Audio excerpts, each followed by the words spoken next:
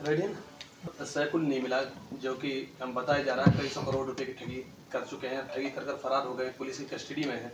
लेकिन अभी तक पुलिस प्रशासन की तरफ से कोई प्रेस नोट जारी ऐसा नहीं हुआ। अभी कितना रुपए की ठगी कर चुके हैं, कितनी इन्होंने संपत्ति बनाई है, कहाँ कहाँ इनकी संपत्ति है और कितने लोगों के इनके पास पैसे जमा है, अभी तक कोई ऐसा मामला कुछ सामने नहीं आया है। क्या कहेंगे आप?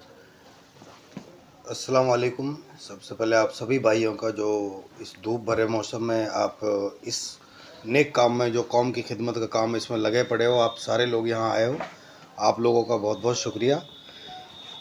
मैं कल का आपको जो हमारा भरतपुर का आईजी ऑफिस का विज़िट रहा उसके बारे में थोड़ी जानकारी देना चाहता हूँ। हालांकि अताउल्लाह भाई ने उसके बारे में ब्रीफ आप लोगों को कर दिया है। तो राहुल प्रकाश जी, जो हम उसको पहले से भी हमारे उनसे अच्छे ताल्लुकात हैं, उनसे हमारी मुलाकात हुई। मुलाकात होने के बाद हमने जो वहाँ पे शुरुआत करी उसमें हमारे गनी सरपंच साहब थे, मुबीन भाई थे, अताउल्लाह, हम सब लोग गए वहाँ। हमने उनसे जो शुरुआत करी, हमने बोला कि आईजी साहब, जो लोगों का पैसा, जिन गरीब लोगों का पैसा ये इन लोगों ने ठगा है, वो पैसा अपनी जगह है, लेकिन आप ये सोचो जिन बच्चियों की शादी फिक्स हो गई थी, उनकी डेट आ रही है, वो किस मेंटल ट्रॉमा से गुजर रहे हैं। ये हमने उनको बताया कि इसकी भरपाई कौन करेगा। मैं एग्जांपल देता हूँ, मेरी जो सिस्टर है, मैंने सहसण गांव से, उसकी बच्ची की शादी जुलाई में फ़िक्स हो रखी थी। उनकी बार बार वहाँ से तका जा रही, शादी करो, उनको पता नहीं क्या हो गया। लास्ट में उनसे हमने 3 महीने का टाइम और लिया ताकि कुछ जुगाड़ करके कैसे भी करके शादी को करा जाए। इसी तरह से जो 8-9 हज़ार लोग हैं वो इसी जद्दोजहद से गुजर रहे हैं। पैसा अपनी जगह है, लेकिन जो उनकी परेशानियां हैं, जो मेंटल ट्रॉमा है, ये एक बहुत बड़ी चीज़ है जिससे सारे लोग गुजर रहे हैं। हमको ये डर है कि आने वाले वक्त में अगर पुलिस ने कार्रवाई नहीं करी, समाज के लोगों ने कार्रवाई नहीं करी, कुछ लोग अगर आत्महत्या कर लें इससे, तो उसका ज़िम्मेदार कौन होगा? उसका ज़िम्मेदार पुलिस प्रशासन होगा, उसका ज़िम्मेदार सैकुल होगा, उसके ज़िम्मेदार हम सामाजिक लोग होंगे, या उसके ज़िम्मेदार जो नेता लोग हैं इलाके के वो होंगे। क्योंकि मैं जान रहा हूँ, जिस दिन पिछला इंटरव्यू हमारा रहा है, मेरे पास बहुत सारे कॉल आए, लोगों ने वीडियो देखे होंगे। इतने दुखी और इतने फ्रस्ट्रेटेड और डीमोटिवेटेड लोग हो रखे हैं कि जो खाटों में से नहीं खड़े हो रहे हैं। इसलिए ये मुद्दा अगर जल्दी से जल्दी सॉल्व नहीं करा गया तो और पता नहीं इसके कितने सारे कॉन्सिक्वेंसेस होने जा रहे हैं। आईजी साहब ने हमें आश्वासन दिया है, उन्होंने हमें बोला है, उनका नंबर हमें उन्होंने दिया है कि किसी पुलिस थाने में अगर कोई पुलिस अधिकारी रिपोर्ट को दर्ज नहीं करता है, इमीडिएटली आईजी साहब को फ़ोन करा जाए और उससे अवगत कराया जाए।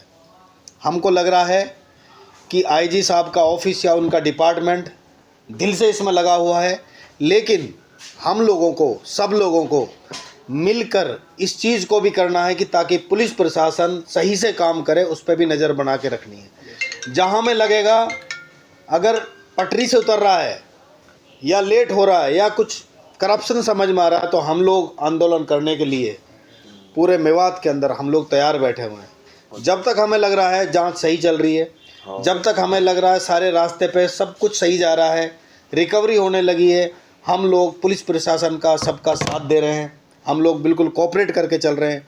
लेकिन हमको लगेगा कि जहाँ पे न्याय नहीं मिल रहा है, कुछ पुलिस अधिकारी जो रिपोर्ट दर्ज नहीं कर रहे हैं, तो हम किसी भी एक्शन से, जो कि एक लोकतांत्रिक तरीके का एक्शन है, उसे लेने से नहीं घबराएंगे, क्योंकि हमको अपने लोगों के लिए न्याय दिलाना ही दिलाना है। अच्छा डॉक्टर साहब, क्या कहेंगे जो ये ठगों की जो टीम है, इसके जो मास्टरमाइंड है वो सैकुल है या सैकुल के पास पीछे किसी और का हाथ है?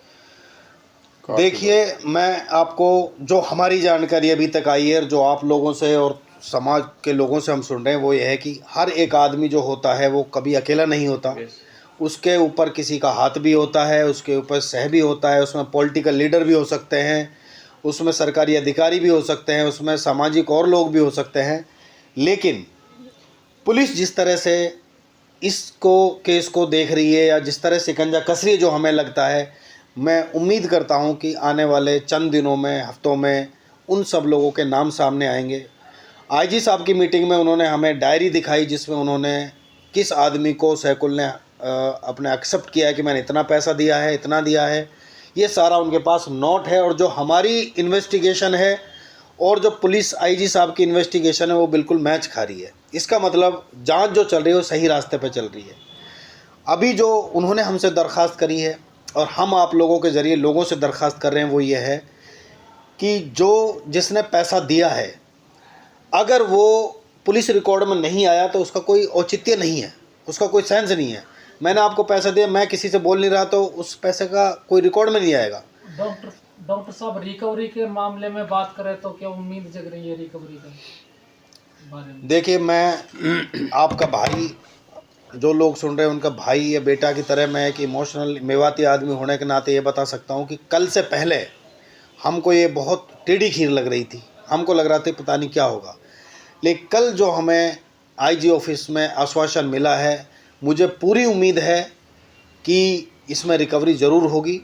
और इसमें जैसे अब भाई ने सवाल पूछा पत्रकार साहब ने कि सैकुल कह रहा मेरे पास तो कुछ है नहीं। सैकुल इतने पैसों को क्या खा गया? क्या उसने जला दिए?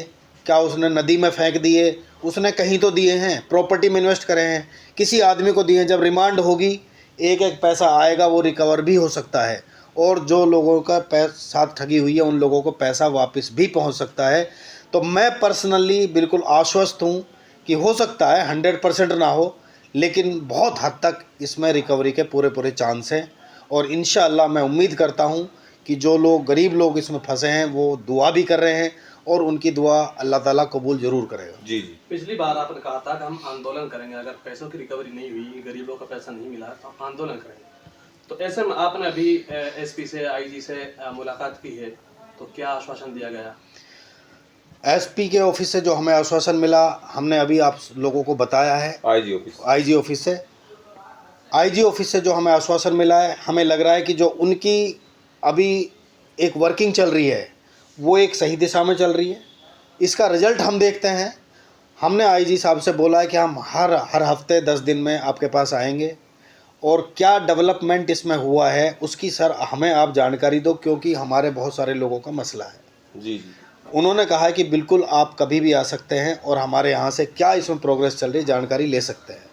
तो इंशाल्लाह हम अगले हफ्ते फिर से भरतपुर का विजिट करेंगे और फिर से रिपोर्ट लेंगे कि इसमें क्या डेवलपमेंट हुई।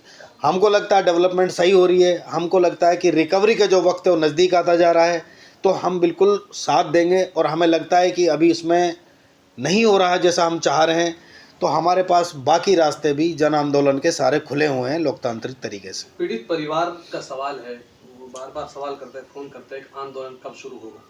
ऐसे में क्या आश्वासन देंगे आप पीड़ित परिवार? आंदोलन मुकदमा की बात देखते हैं। पीड़ित परिवारों से मेरी ये दरख्वास्त है कि आपका जो दुख है, आपका जो परेशानी है, हम सब आपके साथ खड़े हुए हैं और हम कोशिश भी कर रहे हैं जितनी हमसे हो रही है, हम दुआ भी कर रहे हैं जितनी हमसे हो रही है। लेकिन आप लोगों का भी फ़र्ज़ बनता है कि आप प्रशासन को, आप जो लोग सपोर्ट कर रहे हैं उनका साथ दो।